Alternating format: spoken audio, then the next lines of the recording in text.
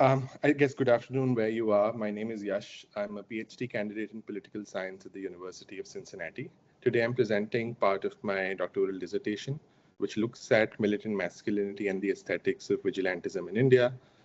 And it looks at how vigilantism and particularly vigilante violence on social media has become an aesthetic and infrastructural phenomena.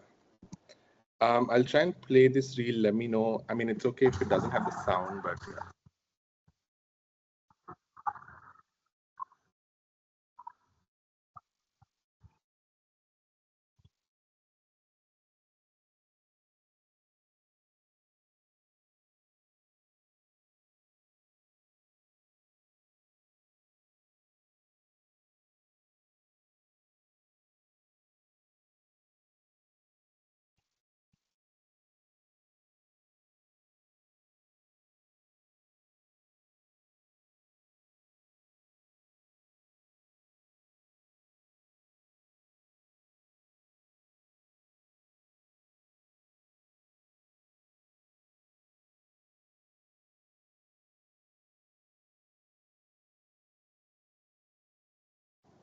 So, I mean, I'm just going to zoom out to see everyone. Was that visible? Because I can't see the, yeah, okay, perfect. Yeah, so just like that reel is symptomatic of one of thousands of high reach reels that are present on Instagram in India today. And that reel represents the actions of a vigilante group. These vigilante groups are aligned broadly with the Hindu nationalist movement in India, which is represented most visibly by Prime Minister Narendra Modi's Bharatiya Janata Party. What you see here is a group of young men who patrol Indian highways at night. And one act or one feature of vigilante action are what's called cow vigilantes, wherein because the cow is a sacred animal within the Hindu scriptures, a lot of individuals who think that truck drivers are transporting beef or cattle for slaughter. Again, these are accusations that are almost always unfounded, but there's an assumption that there are truck drivers who are transporting cattle and beef for slaughter as such. They would trail them, chase them as you see, would stop these trucks through high-speed chases across Indian highways and then beat a lot of these truck drivers up as acts of vigilantism in the service of the Hindu nation or the Hindu nation state, or protecting the Hindu nation state as such. So what you see here are in terms of the caption or the text on the overlay in Hindi, which reads Goraksha Dal, which means a cow protection unit. And there's the other line which says Team Monu Manesar. Monu Manesar is one of a celebrity vigilante, if you can call one that, and I'll talk about him later today. But what's absent in this particular reel, but is common across the data set of reels that I've looked at, are soundtracks which are about Hindutva pop, and an on-screen payment queue often, whether a send gift sticker using Instagram or a UPI QR code. A UPI QR code is basically India's version of a Venmo, wherein you can scan someone's QR code and make a donation to their project as such. And what you see here is one reel, but multiple registers in terms of the documentation of a crime, a devotional appeal about the protection of mother cow, sense of masculine entertainment amongst these young men, and across the wider ecosystem, also a fundraising appeal. So following from this, in my project, I asked how do Hindu vigilante actors in India mobilize a distinctive sensory vernacular and manufacture consent for vigilantism. In that sense, my argument has three parts. First, Instagram's creator infrastructure, discovery surfaces, collaboration tools, monetization features all enable and aestheticize this violence in specific ways. While these elements were not designed for vigilantism as such, they serve the needs of vigilante actors neatly. Second, a distinctive sensory vernacular, which I call the grammar of militant masculinity, rebrands vigilantism as patriotic duty and works through three channels: visual, sonic, and interface cues. And I will discuss these down the line. And third, templated edits and circulation routines lock this into a self-reinforcing loop that manufactures affective consent for further violence. In doing so, my project builds on a growing corpus of academic work on digital Hindutva. Hindutva, for those who are unaware, refers to the ideology of Hindu nationalism as such, which believes India as the religious and political homeland of Hindus first and foremost, and as a result sees religious minorities like Christians and Muslims in particular as outsiders or foreigners to the Indian state as such, and reimagines India as a land of Hindus as such. In that sense, specifically on practices of digital Hindutva, I look at and follow from the work of others such as Baisha's work on violent spectating, wherein he looks at the form where consuming violence online becomes a form of networked participation, where the way in which the viewer who likes, shares, and comments reproduces vigilante comment. And in that sense, spectating becomes an act of participation. Rahul Mukherjee's work on mobile witnessing, wherein the camera in and of itself becomes constitutive of the assault that takes place, because the violence is almost choreographed for the lens, as you saw in the reel that I just showed you. And also Shakuntala Banerjee's work on vigilante publics, wherein the vigilante publics, which she calls the diffuse audiences, which reframe extra-legal violence as civic action, which also is similar to the work of others such as Sudha Pai and Sajjan Kumar in terms of everyday communalism in India. So while the scholarship theorizes audience and witnessing, my work seeks to complement it by bringing in the conditions of production, the creator infrastructure, and the aesthetic templates of digital vigilantism in India as such. In terms of the empirical base of this project, I worked in collaboration with the Center for the Study of Organized Hate, where I was a lead researcher, wherein we collected and produced a data set of 1,023 interlinked vigilante accounts that were promoting such content on Instagram. We relied on multilingual keyword search, coding, follower and engagement analysis, geotagging, mapping of accounts as such.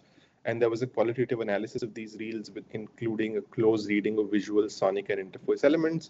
And just a contextual note on Instagram in India. Instagram in India has about 362 million users, two-thirds of which are male, and nearly half of which fall within the 18 to 24 bracket, which is important and relevant in terms of the demographic we're looking at and the downstream effect in terms of ideological recruitment and mobilization of individuals. So in terms of the creator infrastructure, there are two nodes that I want to talk about. The first is discovery and collaboration, and the second is monetization. In terms of discovery and collaboration, what we see is the use of hashtags such as the one I told you about, Monu Manesar. He's a celebrity vigilante in the sense that he regularly would stream his work on YouTube. He received that silver button from YouTube for a large number of subscribers that he had, but he's also been implicated in a large number of criminal cases owing to his vigilante activities. But at the same time, given, like I mentioned earlier, the Hindu nationalist ideology in India today is represented by the BJP, which is in power, a lot of these vigilantes find alignment with the BJP government, either at the national level or at the state level. As a result, on one hand, Monu Manesar effectively is a criminal.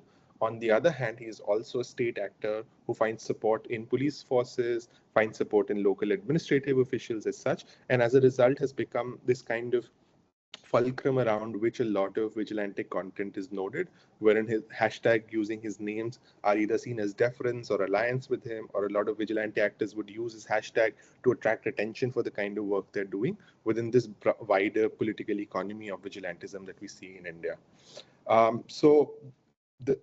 Alongside this, there's the use of duet and split screen tools, which kind of stitch these local actors, because a lot of them often are acting in extremely localized scenarios, but are then able to rely on social media algorithm and amplification through those to put their work out into a more trans-local performance circuit, wherein it, again, because of what I was mentioning earlier about spectating by the audience becomes forms of participation in and of itself, which is how these hyperlocal actors are now able to put their work forward in this broader translocal social media infrastructure and gain followers, gain money through the gift feature and monetization I'm going to just discuss, and widen notoriety within the Hindu nationalist movement as such.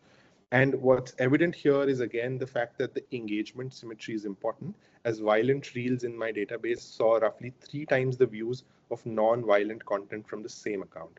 Therefore, the platform does not need to favor violence ideologically as such, but the metrics and the infrastructure of the social media platforms does it in and of itself. And what you see here is on the right is a screen grab, which is symptomatic of the wider violence we see in these reels, where they would haul these truck drivers. You see a use of a stick, and what's overlaid again alongside this emoji is the word Jai Gaur Mata, or Hail Mother Cow as such. So again, this overlay of text which represents or frames this act as a devotional act or one of like affective alignment with Hindu nationalism is ever present. Second, in terms of monetization, so vigilante profiles would often post these QR codes for Google Pay and Phone Pay, which are payment platforms in India, soliciting donations. Among the 150 most followed accounts that had physical violence content on their platforms or pages, 35% had Instagram send gift feature active, which allows viewers to pay in real time in response to acts of violence, which, like I said, draw more audience in the first place. This encodes violence into a metric economy wherein brutality becomes legible as a form of political career advancement and produces competitive escalation between groups. So now if someone's getting 1,000 rupees, for example, for a reel, the other person sees, okay, I can also make that kind of money. I just have to be a little more brazen than them. And that's representative generally of content online, to be fair. And Instagram and social media in that sense emerges as the infrastructural core of the movement's political economy on one hand, but also recruitment, wherein further people are mobilized into such acts because of what they're seeing on their screen in terms of potentials for monetization. Now, moving towards the visual grammar and the aesthetics of digital vigilantism more specifically, what you see here and what you see in the reel that I showed you firsthand is a certain kind of visual grammar where there are saffron palettes. Saffron is a color that is closely associated with the Hindu nationalism.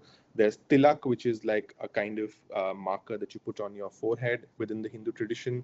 These are almost chromatic markers of dharmic authority that, okay, we've been endowed from a religious standpoint to take action against these individuals who may or may not be doing actions that are contravening to our beliefs about the Hindu nationalist ideology.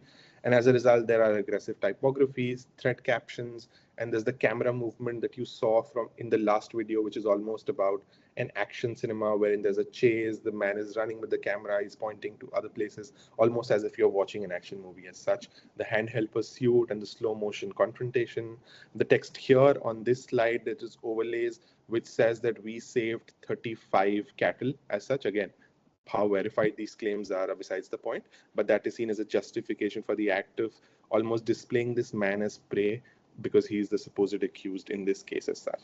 And now the synthesis between these markers of dharmic authority as well as these more modern elements in the visual grammar are important because they represent a synthesis wherein there's the use of motorbikes and weapons and sunglasses and almost a hip-hop style representation of these vigilantes, because the vigilantes then presented simultaneously as a dharmic protector or a protector of Hindu nation or a Hindu religion protector, but also as a desirable modern masculine subject, which is what feeds into the potential for recruitment and ideological alignment. In terms of the sonic cue, unfortunately, I can't make you hear a lot of this stuff, but nonetheless, it builds into the work of Kunal Purohit and generally broader work on Hindutva pop, which is an entire subgenre of pop music, which has devotional motifs fused with DJ beats and lyrics, which fairly directly incite violence against Muslims in a lot of ways. And there are chants and devotional sampling, which lend religious sanction to the assaults that we see in these vigilante videos. Alarm and siren effects are also used fairly frequently to frame the Muslim presence in and of itself as an emergency that demands response from individuals. And structurally, the way Instagram works, a single track's music page aggregates hundreds of reels. So the point at which someone sees that this specific sound is doing really well on someone else's reel, when it comes to vigilante content, a lot of those people would start following that specific audio track and try to make their videos on that also, because it helps with in terms of both platform discoverability, as I said earlier, but also it functions as almost a sonic hashtag in that way. In terms of the interface cues, what we see here is what only a platform lens can capture. Stickers and polls almost solicit audience judgment on the violence. Do it formats position the viewer as a co-witness to the violence. Like I told you, what you see on the right are some of the comments which are extremely encouraging on a video which shows brutal violence by individuals. There are thumbs ups. There are people saying Jai Shri Ram, which is again a statement of Hail Lord Ram, or again Hail Mother Cow as such. So all these forms in which this kind of witnessing is becoming active encouragement and participation by the audience. And with the monetization element that I said earlier, this approval is now payable at the moment of consumption for individuals as such. And as a result, the effect is one of where the interface collapses the distance between watching, endorsing, and funding. And spectating becomes a form of material participation when it comes to digital vigilantism in India. Now, what does this all lead to in terms of a self-reinforcing loop, which is what I call templated circulation? What we see here is that templates lower the production threshold for a lot of these people. Any local actor with a phone can produce legible vigilante content, which has the potential to go viral and also has the potential to be monetized. Public reels feed closed WhatsApp group. where forwarding itself constitutes participation and sustains everyday communalism, because the BJP, one of the reasons for its tremendous success in India, in particular the Hindu nationalist movement, is the ways in which they've taken over the digital infrastructure in a lot of ways, the ways in which they have dedicated social media groups and WhatsApp groups where an individual's job is simply to make sure that the content being produced on Instagram is circulated and spread into the most viral fashion, and it is seen by people across the board as such. Even those who might not have access to Instagram as such are still able to see these reels because of the way they're circulated on WhatsApp as such. And engagement and income reward the spectacle that I just said. So escalation supplies new content for the template that we have here. And as a result, the legitimacy for such violence is not asserted in advance, even though it might be, but it's produced in the kind of circulation that happens here. And now, in terms of what this all leads to, beyond just the digital sphere, but also within the digital sphere, is that the platform design, religious majoritarianism, and sensory templates co-produce publics organized around extra-legal punishment or vigilante action as such, and which is what I label punitive publics following from Shakuntala Banerjee's work. And these punitive publics are organized around the consumption, endorsement, and funding of extra legal punishment. No membership, no offline contract is required for such membership. The public is organized by the form of the content in and of itself, as I've laid it so far. And this has two clear implications. One is that the curated reel now becomes a recruitment advertisement for young men who are foreclosed from conventional masculine achievement. And that's the other part of my dissertation work, where I look at the more offline elements of this from a masculine standpoint. And platform inaction is also structural. So as part of this database, 167 reels and accounts were reported for their violent content, 82% of which carried no graphic content filter. And none of the reported reels or accounts were removed by Instagram in response to the public filing of a request by CSOH and by me in preparation of this database. So to conclude, I would argue that the aesthetics of cow vigilantism in India are the infrastructural node through which legitimacy, virality, and income circulate. And in doing so, this project offers a production side sensory account of digital vigilantism, bridging platform studies and the comparative politics of majoritarian vigilante violence. It shows that algorithmic amplification is a structural issue and is replicated across social media platforms such as YouTube and Facebook, which is obviously important to keep in mind that while my study focuses on Instagram, it's not the obvious social media platform, and it's not the only social media platform relied on by vigilante actors. Often they cross-post on Facebook because of the meta thing. YouTube has become a little more stricter, but historically has been fairly used by vigilante actors. And lastly, that the punitive publics produced through the reception of such content persist across electoral shifts and deepen the majoritarian agenda of Hindu nationalism within everyday life. The point at which, like I said, wherein your participation in the punitive public does not rely on some formal contractual arrangement. What that means is that you might not be voting for the BJP because of some issue, you might not like a particular policy, but within the everyday life, your consumption of such content at a increased scale deepens the majoritarian agenda of Hindu nationalism beyond these changes in political parties and elections and such like that. Thank you.